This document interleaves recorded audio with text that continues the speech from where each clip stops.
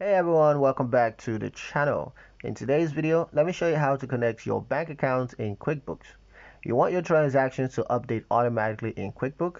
Well, you're going to need to connect your accounts to make that happen.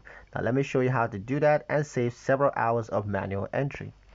Step 1 is to navigate to the banking section.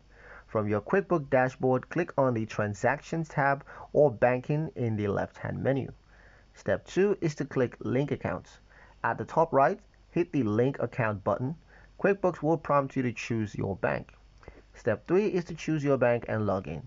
Search for your bank, for instance Chase, Wells Fargo's, Bank of America, whatever it is, and then enter your online banking credentials. This is the same login that you use for online banking. QuickBooks uses bank level encryption so your data stays safe and you don't have to worry. Step 4, select the accounts to connect.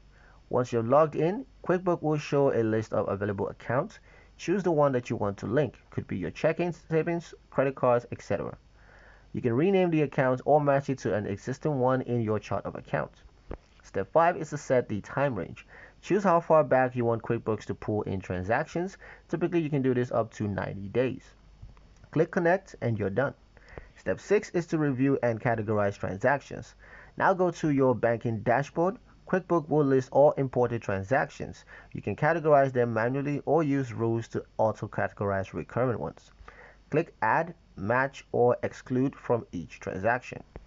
A pro tip is to set up bank rules to automate categorizations based on descriptions, amounts, or bank text.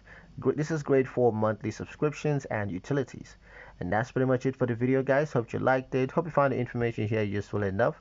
If you did, like, share, and subscribe for more helpful tutorials. Thank you guys for watching, and I'll see you in the next one.